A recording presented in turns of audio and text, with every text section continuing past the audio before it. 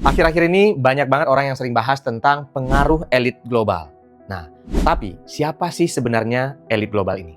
Seorang jurnalis wanita terkenal di Amerika bernama Candace Owen beberapa waktu lalu berusaha menjawab pertanyaan ini melalui podcastnya bersama Sean Ryan.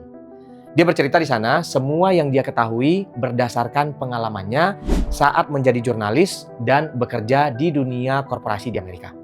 Nah, kalau misalnya kamu mau nonton podcastnya, kamu bisa klik link yang ada di atas ini, atau juga klik link yang sudah saya siapkan di kolom deskripsi. Podcastnya sebenarnya panjang banget Sobat Jiwa, 4,5 jam.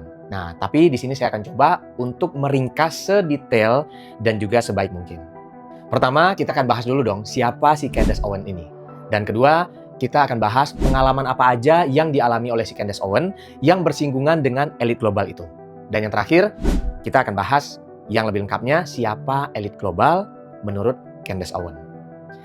Menarik video ini untuk dibahas Sobat Jiwa. Tonton video ini sampai habis. Kita akan langsung aja masuk ke pembahasannya. Sobat Jiwa, untuk bisa paham gimana Candace Owen ini bisa melihat banyak hal yang kita nggak tahu, nah kita perlu tahu dulu dong siapa sih dia Candace Owen ini, bener nggak? Dan gimana ceritanya kok dia bisa berani speak up tentang hal ini. Candace Owen ini lahir di White Plains, New York, dan menghabiskan masa kecilnya di Stamford, Connecticut. Nah, dia dibesarkan oleh kakeknya yang sangat disiplin, dan dari kakeknya itu dia belajar tentang moral dan juga etos kerja yang tinggi. Candace pun tumbuh menjadi anak yang nggak cuma disiplin, tapi juga cerdas Sobat Jiwa. Nah, singkat cerita, dia mengambil perkuliahan di jurusan bahasa Inggris dan juga jurnalisme. Sebelum jadi sosok yang dikenal berani mengkritik dunia politik lewat podcastnya, Candace ini sempat berkarir di dunia korporat yang ada di New York.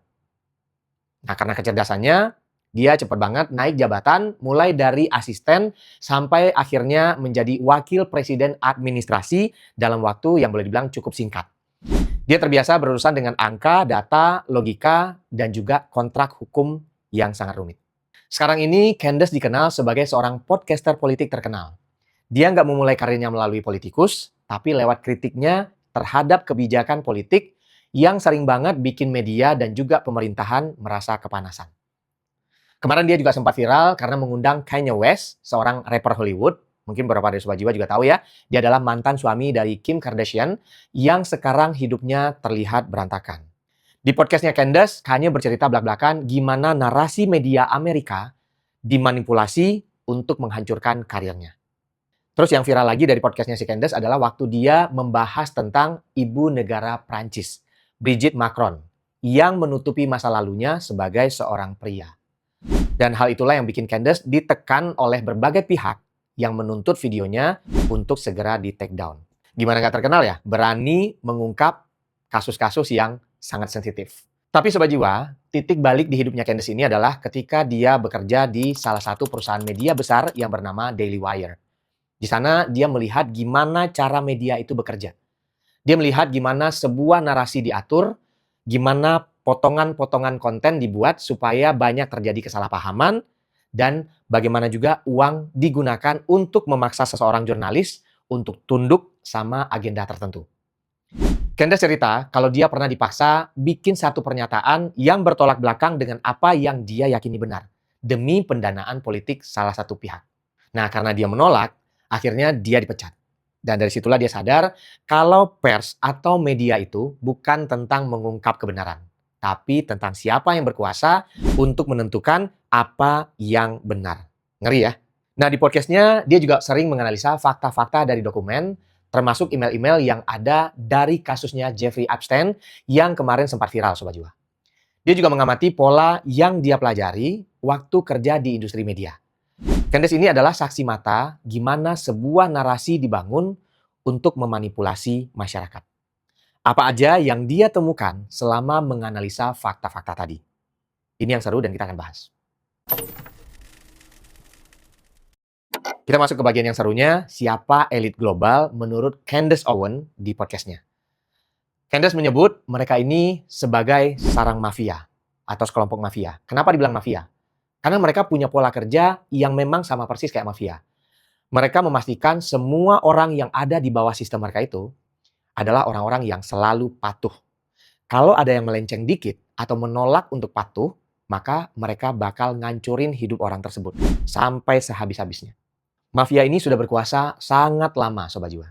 Dan Candace bercerita, dia melakukan banyak riset untuk menelusuri jejak para mafia itu mulai dari tahun 1917 di Rusia pada saat terjadi revolusi Bolshevik.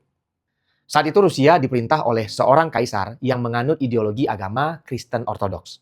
Nah, kelompok mafia ini menggulingkan kekaisaran, kemudian merampas harta kekayaan gereja. Bahkan keluarga kekerajaan dieksekusi oleh mereka. Sistem ekonominya juga diambil alih sampai semua bank dan properti negara juga diambil alih pada saat itu. Dari pengamatan Candace dan juga beberapa kelompok kritikus yang serupa, penggulingan itu bukan sekedar penggulingan kekuasaan biasa. Tapi sebenarnya ada dalangnya dan ada tujuan besar di balik semuanya itu. Tujuannya apa? Pertama, mereka bikin negara Rusia sebagai bahan percobaan untuk sistem kekuasaan yang ingin mereka terapkan di dunia. Mereka menguasai Rusia bukan untuk membuat negara, tapi untuk ngetes sistem kekuasaan yang mereka namakan tatanan dunia baru. Yang kedua, mereka berhasil menguasai aset yang ada di sana, kemudian mereka pindahkan uangnya untuk membuat pusat kendali yang baru dan yang lebih besar. Di mana? Yaitu di Amerika. Uang yang mereka pindahkan dari Rusia itu dipakai untuk modal awal kekuasaan. Nah, di Amerika sendiri, mereka bikin lagi pusat keuangan dan juga bursa saham yang sekarang ini kita kenal dengan nama Wall Street. Dan nggak hanya itu aja Sobat Jiwa, mereka juga bangun banyak perusahaan media dan juga berinvestasi dengan mendanai politik supaya mereka tetap bisa berkuasa. Nah, di podcast yang sama, Candace juga menyinggung beberapa nama besar yang berperan di kelompok elit ini. Ada siapa aja? Yang pertama ada keluarga Rothschild. Keluarga Rothschild ini, Sobat Jiwa, berkaitan erat dengan pembentukan sistem perbankan dan keuangan global yang berjalan saat ini. Yang kedua ada Armand Hammer dan juga Julius Hammer. Nah, Candace secara spesifik minta kita, Sobat Jiwa, untuk melakukan riset tentang keluarga ini. Kalau misalnya kamu cek di Google, kamu bakalan lihat kalau nama-nama ini terkait dengan perpindahan aset dan juga kekuasaan kelompok elit dari Rusia ke Amerika yang menjadi awal kekuatan finansial kelompok ini. Yang terakhir, Candace menyebut keluarga Bernays dan Sigmund Freud. Dia adalah seorang ahli saraf dan pendiri psikoanalisis dalam dunia psikologi. Dia dikenal sebagai tokoh yang mempopulerkan teori bahwa alam bawah sadar bisa mengendalikan perilaku manusia. Keluarga inilah yang membangun sistem media lewat ilmu dari Sigmund Freud tadi untuk memanipulasi masyarakat atau manusia secara global. Sekarang pertanyaannya, kenapa mereka melakukan ini semua? Candace bilang, kalau ini bukan cuman sekedar uang. Karena kalau di titik ini, mereka sudah tidak masalah lagi ya dengan uang, karena uang mereka sudah unlimited atau nggak terbatas. Tapi yang bahayanya ini adalah tentang pemujaan dan kekuasaan. Di mata mereka, kita ini cuma dianggap sebagai ternak, sebagai goyim yang kedudukannya lebih rendah derajatnya dari mereka. Dan kita perlu diatur supaya sistem kekuasaan mereka itu bisa jalan dengan sempurna. Candace juga bilang kalau mereka menjaga banget silsilah kekuasaan ini secara rapih. Kekuasaannya akan diturunkan secara turun-temurun dari generasi ke generasi. Inilah yang membuat Candace merasa kalau dia harus mengkawal setiap kebijakan politik. Kenapa? Karena banyak kebijakan politik yang terjadi bukan semata-mata untuk melindungi negara atau rakyat, tapi tentang kekuasaan dan tujuan jangka panjang dari kelompok elit ini. Dan kalau kita nggak kritis dengan semua kebijakan dan kekuasaan ini, kita akan terjebak hidup dalam anggapan bahwa keseharian kita berjalan normal-normal aja. Padahal sebenarnya Sobat Jiwa, ada sistem besar yang dibuat secara rapih untuk mengontrol kehidupan yang kita jalani saat ini. Jadi kalau misalnya kita beranggapan bahwa hidup kita sebenarnya ya memang jalan sesuai apa adanya saat ini, enggak. Karena semuanya memang sudah diatur dengan sangat rapih. Apa aja aspek yang dikontrol oleh kelompok ini? Kita akan bahas gimana mereka mengontrol kehidupan kita lewat industri hiburan, media, dan juga teknologi. Di part ini Sobat Jiwa, si Candace bahas sesuatu yang boleh dibilang cukup bikin seram. Candace Owen dalam penelusurannya nggak lagi melihat dunia ini sebagai permainan politik dan juga kekuasaan. Dia menarik satu kesimpulan yang cukup berani bahwa kelompok elit ini yang menguasai dunia ini sangat melekat dengan praktek spiritualitas yang gelap. Candace secara terang-terangan bilang kalau banyak ritual pemujaan yang terjadi, yang biasanya misalnya kita lihat di film-film horor itu ya Sobat Jiwa, nah ini benaran ada dan nyata. Mereka melakukan ritual yang disebut magic, dan ada satu lagi yang mereka sebut ritual pengorbanan untuk memanggil entitas kegelapan. Dan ini dia dapat faktanya dari hasil penelusuran jejak email yang ada di kasus Jeffrey Epstein. Yang sempat viral beberapa tahun belakangan ini gara-gara dia terlibat banyak kasus tentang sex trafficking dan perdagangan anak di bawah umur. Ternyata mereka ada ritual gelapnya juga. Mungkin kalau misalnya kita lihat ya, kalau di Indonesia kita sering banget melihat praktek pesugihan yang pakai entitas gelap. Tapi itu kan untuk mendapatkan kekayaan. Dan kalau boleh dibilang, itu skalanya sangat kecil atau receh. Nah, kalau ini skalanya sangat besar. Makanya syaratnya juga gede. Tumbalnya adalah manusia yang sangat banyak. Dan yang dipanggil juga adalah entitas yang lebih besar dan lebih seram lagi. Nah, balik lagi Sobat Jiwa. Dan ternyata hal ini terkoneksi dengan industri musik dan hiburan yang ada di Hollywood. Banyak kematian dari artis besar yang masih meninggalkan banyak tanda tanya di Hollywood. Kita bisa ambil contoh, ada kasus Michael Jackson yang ditemukan overdosis di kamarnya. Nah, banyak dugaan dan juga teori yang bilang kalau kematiannya ini nggak wajar dan sering dikaitkan dengan dokter pribadinya. Kasus kematian Michael Jackson ini, Sobat Jiwa, diduga salah satunya karena perebutan aset royalti yang Michael Jackson punya. Buat sekadar informasi untuk Sobat Jiwa semua, Michael Jackson ini punya hak publishing untuk musik-musiknya The Beatles, band paling populer sepanjang masa. Nah, dari dulu, perusahaan musik dari elit global ini pengen ngebeli hak publishingnya The Beatles. Tapi Michael Jackson nggak mau jual. Nah, secara kita tahu ya, The Beatles itu lagu-lagunya kan banyak yang klasik, yang sampai sekarang pun masih banyak orang yang dengerin. Nah, artinya masih menghasilkan uang sampai detik ini. Makanya diduga Michael Jackson diakhiri hidupnya gara-gara hal ini. Terus lanjut, ada Whitney Houston yang ditemukan meninggal dalam keadaan overdosis dan tenggelam di bathtub kamar hotelnya. Banyak banget yang janggal dari kasus ini, Sobat Jiwa. Mulai dari perilaku Whitney Houston yang aneh beberapa lama sebelum dia meninggal. Dia pernah memotong sebuah interview dari temannya yang juga artis, namanya Brandy. Terus dia mengasih sebuah kertas note ke temannya itu. Dan itu terjadi beberapa saat sebelum dia ditemukan meninggal dunia. Bahkan belum sampai 24 jam. Dan yang lebih janggalnya lagi Sobat Jiwa, anaknya Whitney Houston, Bobby Christina, yang jadi pewaris tunggal dari harta kekayaan Whitney, juga ditemukan meninggal dengan sebab yang sama. Dia ditemukan nggak sadarkan diri juga di bathtub dalam keadaan tenggelam. Dan dia sempat mengalami koma beberapa bulan di rumah sakit sebelum sampai akhirnya tutup usia. Kita simpulkan dua artis ini dulu ya. Pertama, kedua artis ini adalah artis yang sangat berjaya pada masanya, yang memiliki lagu-lagu klasik yang masih didengerin sampai detik ini. Itu dulu ya. Nah, kita simpan. Satu. Yang kedua, di saat mereka sebelum tutup usia, mereka sebenarnya memang sudah nggak laku lagi. Penjualan albumnya sudah biasa-biasa aja dan musiknya juga boleh dibilang nggak terlalu laku. Nah, yang ketiga, mereka akan lebih berharga kalau mereka meninggal. Kenapa? Karena begitu mereka meninggal, bakalan banyak orang-orang yang mendengarkan musiknya lagi untuk mengenang kepergian mereka. Dan biasanya album-albumnya akan langsung laku keras lagi. Banyak yang berteori bahwa kematian kedua artis besar ini bukan nggak disengaja, tapi memang disebabkan oleh sistem yang berjalan di industri hiburan di sana, yang dikontrol oleh kaum elit tadi. Dan ini Sobat Jiwa adalah pola yang memang sering terjadi di Hollywood. Banyak dari artis-artis besar yang terjebak kontrak. Selama hidup, mereka itu diatur, bahkan matinya pun diatur.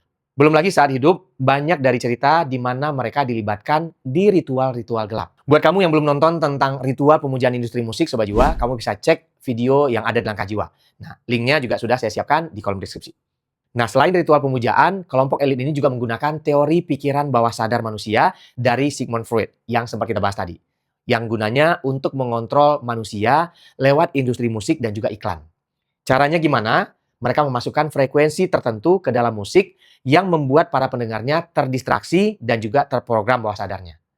Mungkin ada beberapa Sobat Jiwa yang juga sudah tahu tentang frekuensi 440 Hz, di mana frekuensi ini adalah standar internasional resmi untuk penyetelan alat musik.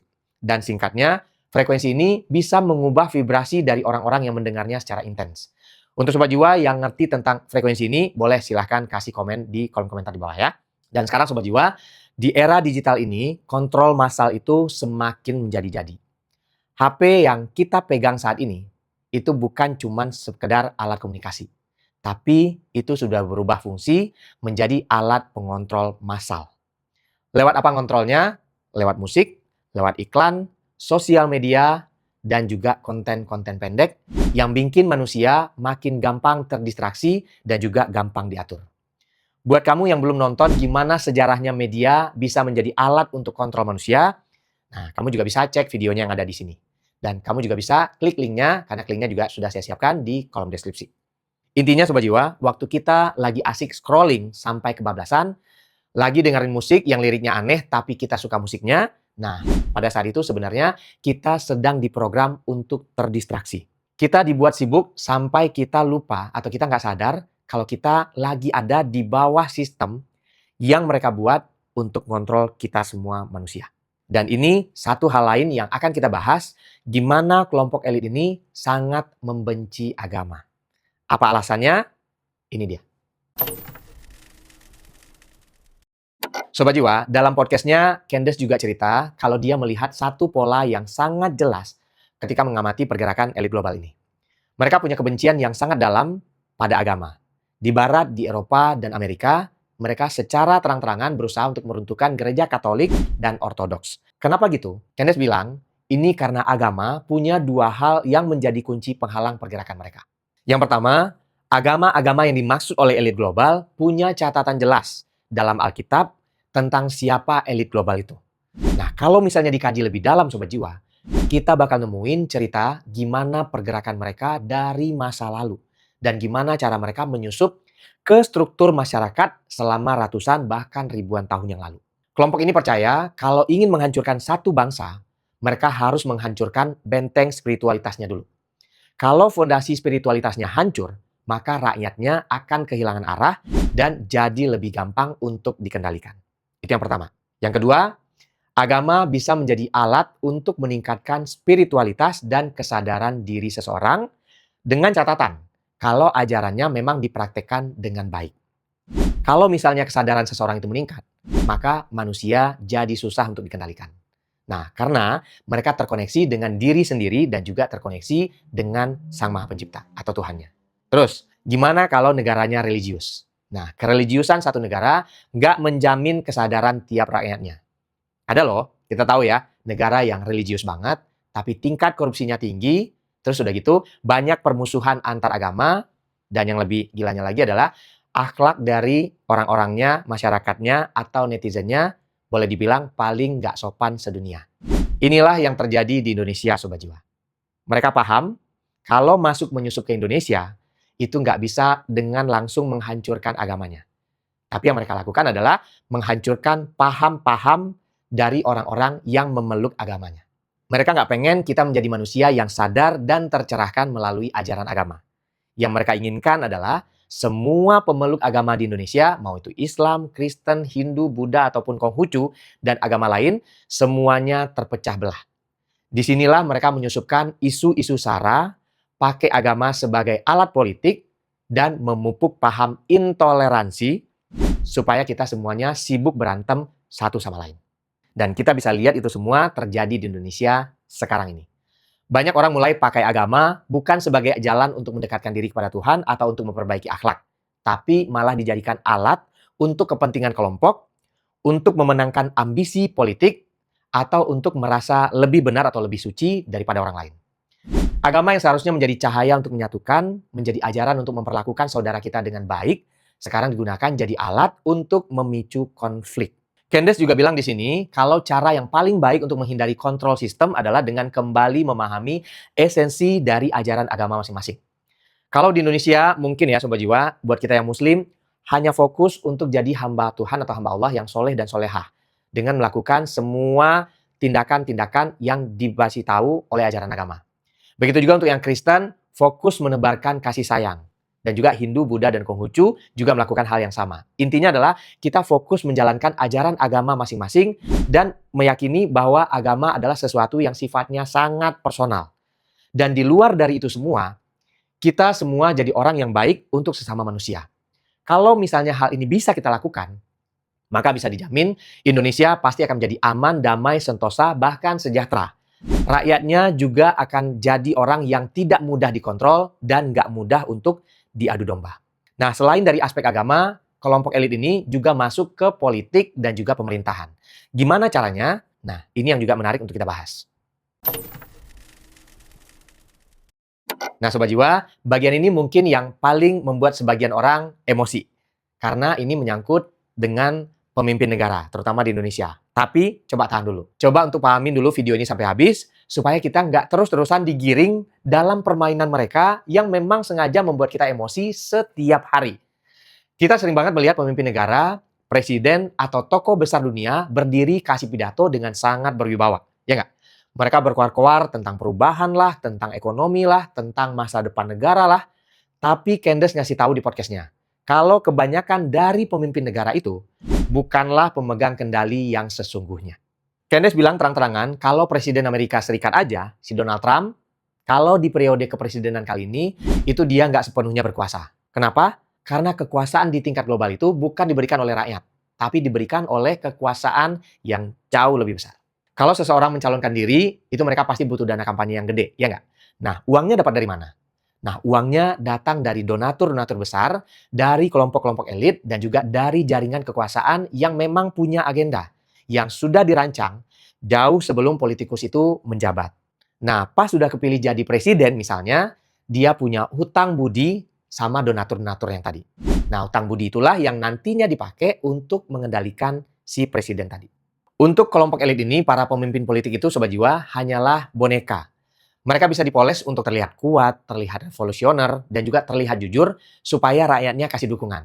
Tapi, begitu pemimpin ini mulai menunjukkan tanda-tanda melawan agenda kelompok elit ini, maka mereka akan mulai ditekan. Apakah skenario ini juga terjadi di Indonesia? Jawabannya, kita bisa lihat dengan kenyataan yang ada. Sangat-sangat nyata. Indonesia adalah salah satu negara dengan kekayaan alam dan jumlah populasi terbesar di dunia. Ini adalah lahan emas untuk para elit global ini. Mereka nggak mau Indonesia jadi negara yang benar-benar merdeka dan mandiri secara ekonomi. Karena negara yang mandiri itu sudah pasti nggak bisa dikontrol. Ya kan? Apa aja yang mereka incar di Indonesia? Pertama, jelas sumber daya alam. Ya nggak? Mulai dari Freeport sampai pertambangan nikel, kita bisa lihat pakai mata kepala kita sendiri, Sobat Jiwa. Gimana rakyat yang ada di sekitar pertambangan-pertambangan itu hidupnya sendiri nggak makmur. Mereka cuma pengen emas, nikel, sama logam-logam berharga lain yang ada di bumi Nusantara. Dan strateginya nggak pakai penjajahan fisik kayak zaman dulu. Mereka pakai jalur politik. Pemimpin yang nyalon nanti akan didanai. Nah, kalau sudah kepilih, nanti dimudahkan proses perizinan tambangnya. Simpelnya gitu. Terus yang kedua, yang mereka incar adalah data. Nah, ini yang juga penting. Indonesia punya ratusan juta pengguna internet yang sangat aktif. Dan itu adalah tambang data terbesar. Mereka ingin menguasai ekosistem e-commerce, layanan keuangan kayak pinjol, dan juga data perilaku kita. Untuk mereka tahu gimana cara paling efektif untuk memenuhi pola konsumsi dan juga pilihan-pilihan dalam hidup kita, termasuk dalam pilihan politik. Dan yang terakhir adalah lewat pangan, Sobat Jiwa. Nah, ini juga kita pernah bahas di video sebelumnya tentang penjajahan pangan, di mana mereka pengen menguasai rantai pasok pangan dan juga standarisasi kesehatan supaya bisa menentukan standar hidup masyarakat kita. Terus caranya gimana buat mereka bisa masuk? Yang pertama, lewat utang dan juga investasi. Mereka masuk dengan menawarkan modal besar untuk proyek infrastruktur atau teknologi. Tapi, setiap mereka invest, mereka pasti kasih syarat yang sangat berat. Kayak kebijakan yang harus diubah atau kontrak yang mengikat negara dalam jangka waktu yang sangat lama. Bisa puluhan bahkan ratusan tahun. Dan itu yang terjadi dengan kontraknya Freeport. Yang kedua, mereka cari orang-orang lokal yang memang bisa dikendalikan. Mereka biasanya deketin tokoh-tokoh kunci kayak tokoh politik, bisnis, atau media. Mereka kasih dukungan dana dan juga akses global, tapi dengan syarat. Pastikan kebijakan negara tetap selaras dengan tujuan kelompok elit ini. Dan ini yang paling parah. Mereka masuk lewat narasi perpecahan. Kayak yang kita bahas sebelumnya, kalau masyarakat kita itu bersatu, Sobat Jiwa, kita akan jadi negara yang sangat kuat. Oleh karena itu, mereka gunakanlah media untuk terus bikin kita ribut pakai isu-isu sara. Selama kita sibuk bertengkar soal agama mana yang paling benar, di saat yang sama mereka juga sibuk mencuri kekayaan alam kita. Mereka tahu kalau Indonesia ini bisa berdiri di atas kaki sendiri atau berdikari dan mengelola kekayaan sepenuhnya untuk kesejahteraan rakyat, maka pengaruh mereka di kawasan Asia Tenggara itu akan hancur. Kenapa? Karena Indonesia termasuk yang paling besar di kawasan Asia Tenggara ini. Itu kenapa penting banget untuk kita Sobat Jiwa memahami setiap kebijakan politik di negeri ini. Kita harus mulai sadar bisa membaca pola. Siapa yang untung dari kebijakan ini, siapa yang mendanai tokoh-tokoh itu. Dan mengapa isu-isu yang memecah belah bangsa selalu muncul tepat saat kita sedang membahas kemandirian ekonomi.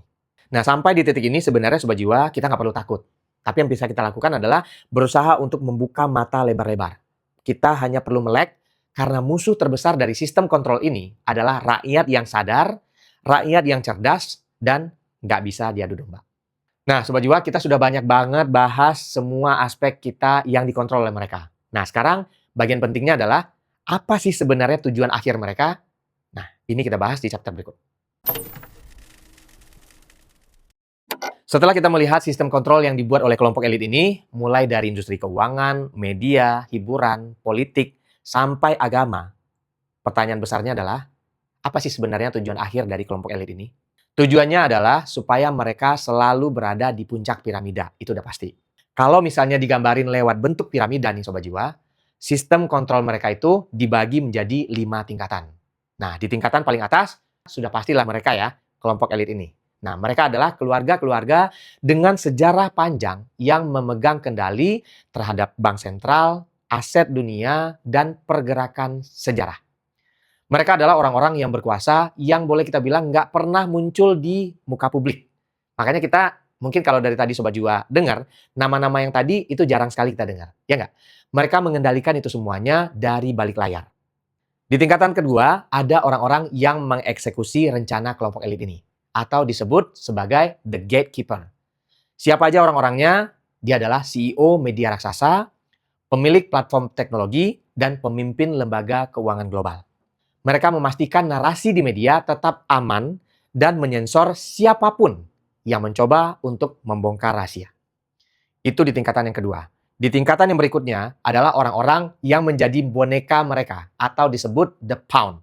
Nah, inilah yang kita sering lihat di sosial media atau depan kamera. Mereka adalah wajah dari sistem kontrol ini. Isinya adalah para politisi, kepala negara, artis Hollywood papan atas, dan juga yang sekarang influencer besar. Tugas mereka itu adalah di depan kamera untuk meyakinkan masyarakat bahwa semuanya baik-baik aja. Mereka adalah budak elit yang terjebak dalam ambisi kekayaan dan juga kekuasaan. Di tingkatan selanjutnya adalah akademisi dan birokrator. Nah, ini lebih kecil. Mereka adalah pejabat, akademisi, ilmuwan, dan juga media-media kecil yang didanai oleh kelompok elit ini. Mereka bertugas memastikan masyarakat mengikuti semua aturan. Mereka membuat narasi kelompok elit ini supaya terdengar seperti science atau kebenaran umum. Dan alat yang mereka pakai apa? Yaitu kurikulum pendidikan, kebijakan hukum, dan narasi berita harian. Dan yang menarik adalah yang terakhir, yaitu kita masyarakat umum. Ini adalah mereka yang tidak sadar dan hidup dalam distraksi. Yang setiap hari disibukkan dengan pemenuhan kebutuhan hidup sehari-hari aja. Disibukkan oleh drama yang ada di medsos. Dan juga disibukkan dengan konflik pemerintah dan juga agama. Sampai mereka nggak sadar kalau ini semua adalah sistem kontrol. Dan ini semuanya memang sudah diatur sangat rapih. Nah, alat yang mereka pakai untuk mengontrol itu apa? Yaitu hiburan kayak TikTok atau Reels. Dan juga rasa takut karena isu SARA dan perang. Dan yang lainnya adalah tentang masalah keuangan dan kecanduan teknologi. Nah, ini satu hal lagi yang sangat menarik yang perlu kita bahas Sobat Jiwa. Bahwa piramida ini hanya bisa berdiri selama mereka yang berada di tingkat 5 tetap tertidur. Begitu masyarakat di dasar piramida ini mulai sadar, mulai berhenti takut dan berani, dan mulai membangun komunitas yang kuat tanpa bergantung pada sistem, maka seluruh piramida itu akan kehilangan fondasinya. Nah, supaya masyarakat tetap nggak sadar, mereka gunakan apa yang dinamakan Bolshevik spell atau mantra Bolshevik. Dan tujuannya satu, menciptakan kehampaan di dalam jiwa manusia yang berada di level-level bawah tadi. Bolshevik spell itu merusak 4 fondasi dalam hidup manusia. Yang pertama, merusak sejarah. Mereka menginginkan kita melupakan siapa leluhur kita. Kenapa? Karena mereka yang lupa akan leluhurnya, adalah orang yang tidak punya akar, dan itu adalah orang-orang yang paling gampang dikendalikan. Itu yang pertama. Yang kedua, mereka ingin menghancurkan agama dan spiritualitas. Nah, agama dan spiritualitas itu, Sobat Jiwa, adalah kunci untuk menaikkan level kesadaran kita. Supaya kita mudah dikontrol, mereka sengaja membuat narasi agar banyak permusuhan antar agama. Dan juga menguatkan fanatisme sampai berusaha menghapus pemahaman manusia tentang esensi dari ajaran agama. Kalau misalnya kita sudah diadu domba, maka kita akan lebih mudah memusuhi saudara sendiri dengan cara menghujat orang lain yang berbeda agama. Dari sini timbul ketakutan karena akan terjadi perpecahan agama. Dan kita jadi lupa untuk sadar dan mengingat bahwa penting banget untuk membangun lagi koneksi yang tulus dengan sesama. Yang ketiga, mereka ingin menghancurkan hubungan antar manusia. Hubungan suami istri, hubungan anak dengan orang tua, dan juga hubungan antar pasangan. Itu kenapa kalau kita perhatikan Sobat Jiwa, sekarang-sekarang ini tingkat perceraian sangat tinggi. Terus udah gitu, banyak kasus di mana hubungan anak dan juga orang tua nggak harmonis. Nah, untuk pasangan, sekarang banyak banget fenomena di mana pacaran itu hanya urusan seks melulu. Bukannya membangun hubungan emosional dan juga spiritual dengan pasangan. Dan yang terakhir, mereka ingin menghancurkan jati diri kita. Mereka memasukkan paham-paham yang akan membuat jiwa kita malah jadi hampa. Lewat informasi, gaya hidup, keinginan untuk selalu belanja karena selalu merasa kurang, dan itu ditampilkan semuanya lewat sosial media. Candace juga bilang kalau apa yang terjadi saat ini di dunia, kayak krisis moral, meningkatnya angka depresi, sampai kekacauan sosial, dan juga perang, Sobat Jiwa, itu bukanlah sebuah kebetulan sejarah. Itu semuanya memang sudah diatur. Ngeri ya, sampai perang pun bisa diatur gitu. Nah, mereka sengaja menciptakan kondisi di mana masyarakat merasa kosong, merasa depresi, dan kehilangan arah. Supaya kita bisa lebih mudah dikendalikan kayak ternak yang tadi kita bilang. Bagi mereka, kita itu hanyalah ternak. Tahu ya ternak? Karena ternak nggak butuh sejarah leluhurnya. Ternak nggak butuh punya kesadaran. Dan ternak nggak butuh membangun hubungan yang baik sesama ternak lainnya. Ternak cuma butuh diberi makan, dikasih hiburan, dan dikasih rasa takut supaya apa? Supaya tetap berada di dalam kandang. Itulah yang mereka lakukan. Nah, Bolshevik spell itu lagi gencar disebarkan setiap hari lewat layar HP kita. Lewat berita yang kita baca, dan lewat tren-tren yang ada di sosial media. Mereka pengen kita percaya kalau kita adalah ternak yang nggak punya masa lalu.